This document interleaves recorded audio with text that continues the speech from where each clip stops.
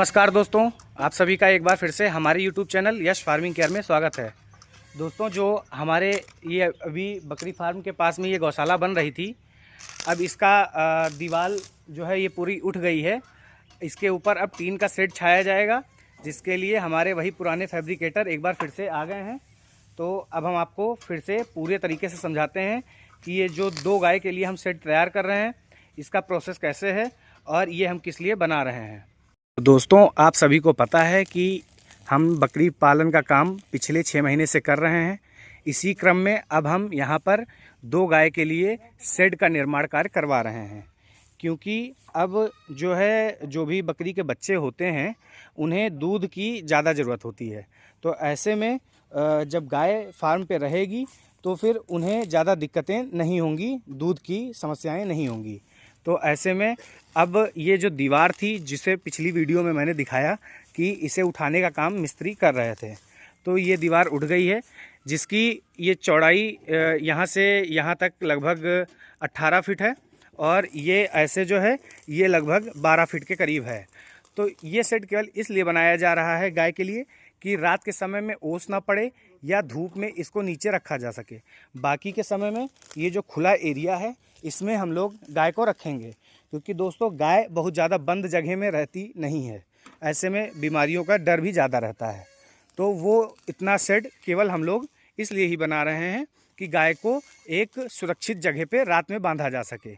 अब जब ये दीवार उठ गई है तो फिर इस पर अब सीमेंट की चद्दर हम छाएंगे, क्योंकि सीमेंट की चद्दर जो होती है वो गर्मी में धूप की वजह से ज़्यादा गर्म नहीं होती है और सर्दी के समय में ज़्यादा ठंडक अंदर नहीं आ पाती है। जैसे कि आप हमारे इस बकरी फार्म में भी देख रहे हैं कि ऊपर में सब सीमेंट की चद्दर का उपयोग हुआ है। ये थोड़ी सस्ती भी पड़ती है दोस्तों, बस इसका वज़न केवल थोड़ा सा ज़्यादा होता है, इसलिए लोग इसे थोड़ा सा कम चाहते हैं कि लगे। और इसे एक बार जब कहीं भी लगा दिया जाता है तो दोबारा फिर इसका यूज नहीं हो पाता है, क्योंकि अगर इसे हटाएंगे तो ये टूट जाती है।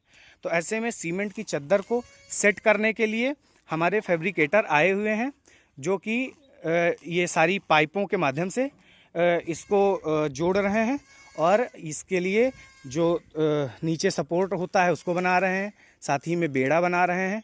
तो इन सब की तैयारी हमारे फार्म पे लगातार हो रही है।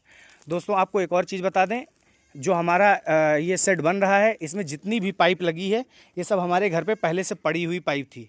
आप देख सकते हैं कि थोड़ी पुरानी भी हो गई है, तो जिस हिसाब से पाइप की मजबूती रहेगी उसी हिसाब से इसमें यूज किया जाएगा। बाकी आपको हम पिछले वीडियोस में दिखाए थे कि ये जो जाली हमारे फार्म पे ये निकल के आई है, ये जाली हमारे यहाँ पर इस बकरी फार्म की है। ये जो दीवार उठी हुई है इसमें पहले यहाँ पर जाली लगी थी और पूरा फार्म इतना खुला खुला था कि यहाँ पर हवा इतना ज़्यादा लगती थी फार्म के अंदर कि बच्चों को ठंडक लगती थी और बरसात के मौसम में पानी भी अंदर चला जाता था। तो ऐसे में ये दीवार उठा दिया गया है और आप देख सकते हैं बकरी फार्म को पूरा पैक कर दिया गया है। इस तरफ से हम आपको अक्सर दिखाते रहते हैं। आप देखिए पर्दों को किस तरीके से टाइट किया गया है। बाकी अभी आप देखिए ये जो दरवाज़ा है यहाँ पर पर्दा लगा है। जो भी छोटे छोटे इसको बनाए जाते हैं उसमें भी बोरी लगा के या ईंटा लगा के इसको बंद कर दिया गया है।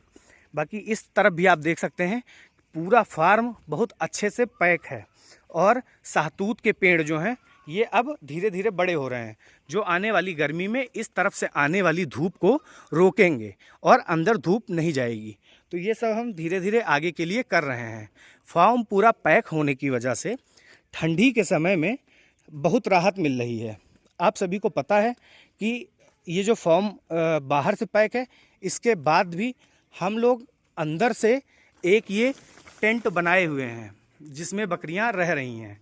और आप देख सकते हैं अब अभी मौसम अच्छा है, तो ऐसे में बकरियों को ये भूसे की सानी दी गई है, जिसमें ब्रोटोन लीवर टॉनिक मिलाई गई है, जिससे इनके भूख ज़्यादा लगे। साथ ही में आप देख सकते हैं कि जो भी बकरियां हैं दोस्तों, काफ़ी बकरियां जो है उनकी मोर्टेलिटी हुई मेरे पिछले दिनों में, लेकिन जो भी अब इस समय है वो काफ़ी मेंटेन और काफ़ी सही हैं। आप देख सकते हैं सारी बकरियों की कंडीशन मेरे यहाँ बहुत अच्छी है। ये जो हमारा ब्रीडर है ये भी एकदम तंदुरुस्त है। साथ ही में यहाँ पर जो छोटे छोटे बच्चे आए हुए थे वो अब बड़े हो गए और आप देखिए सारे बच्चे जितने भी हैं सब अब एकदम मेंटेन हैं, इनमें कोई भी बीमारी नहीं है। दोस्तों ये लगभग 18 संख्या में थे, आज इनकी संख्या केवल 7 बची हुई है, क्योंकि जो भी बरसात का समय आया या जहाँ से भी हमने बकरियाँ परचेज़ की और उनके बच्चे परचेज़ किए वो सब अच्छी क्वालिटी के नहीं मिल पाए थे हमें, तो ऐसे में हमारा नुकसान काफ़ी ज़्यादा हो गया। लेकिन धीरे ही धीरे आदमी सीखता है, या फिर हम किसी दूसरे के बकरी फार्म पे जाकर 6 महीने सीखते तब सीख सकते थे, या फिर हम अपने फार्म पे और अपने ही लागत से लगाकर तब सीख सकते थे। तो अब हम बकरी फार्म के काम को लगभग सीख गए हैं। ठंडी के समय में जो और फार्म में मोर्टेलिटी बहुत ज़्यादा होती है, वो मोर्टेलिटी अब हमारे फार्म पे नहीं हो रही है, क्योंकि हम ठंडी से रिलेटेड सारी व्यवस्थाओं को अच्छे से कर दिए हैं।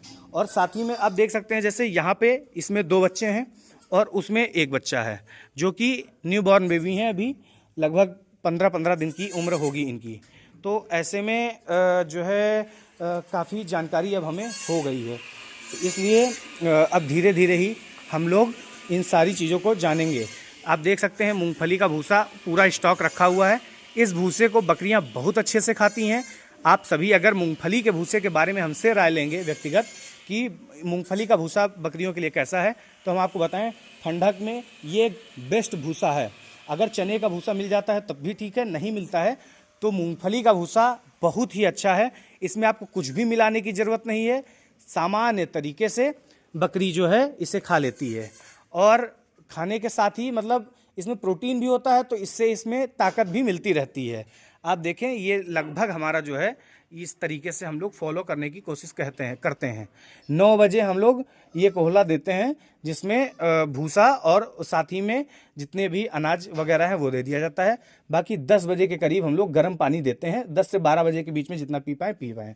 उसके बाद हम लोग धूप में बाहर निकाल देते हैं 12 बजे, और फिर 4 बजे तक इनको धूप में रखते हैं आराम से। वहाँ पर भी मूंगफली का भूसा और हरा चारा थोड़ा थोड़ा देते रहते हैं। ये इस तरीके से चलता रहता है। बाकी मूंगफली का भूसा फिर 4 बजे से 6 बजे तक चलता है, और सुबह 6 बजे रात में भी वो मूंगफली का भूसा ऐसे ही रहता है। सुबह 6 बजे फिर हम लोग केवल और केवल मोटा अनाज का दलिया इन लोग को देते हैं।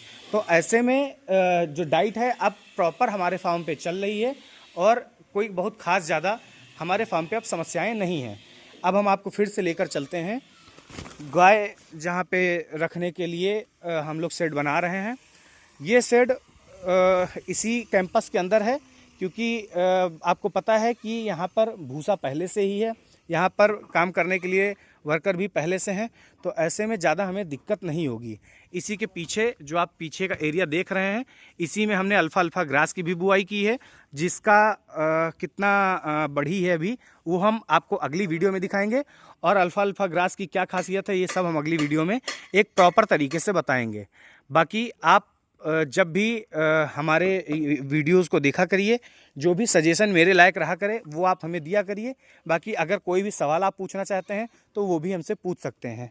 पिछली वीडियो में एक सवाल आया था कि आप कौन सी नस्ल की गाय लाएंगे, तो हम अभी जो प्लान कर रहे हैं वो देसी ही नस्ल की गाय का प्लान कर रहे हैं, क्योंकि देसी नस्ल की गाय जैसे साहिवाल, गिर या थार पारकर में A2 प्रोटीन बहुत ज़्यादा होता है, जो कि इंसानों के लिए बहुत बेहतर है, और उसमें काफ़ी फैट होता है, तो ऐसे में काफ़ी फ़ायदेमंद रहता है दूध। इसलिए हम देसी गाय का ही पालन यहाँ पे करना चाहेंगे। तो जल्द ही जब ये सेट बन के तैयार होगा तब हम एक वीडियो फिर से बनाएंगे, और बहुत जल्दी हमारे फार्म पे गाय भी आने वाली हैं। तो जब गाय आ जाएगी तब हम आपको विस्तृत तरीके से गाय के बारे में भी हमें जितना जानकारी मिलती रहेगी वो भी हम आपको वीडियो के माध्यम से शेयर करते रहेंगे। दोस्तों आप इस वीडियो को देखिए, हमारे चैनल को सब्सक्राइब कीजिए और इसी तरह प्यार देते रहिए। बहुत बहुत धन्यवाद दोस्तों।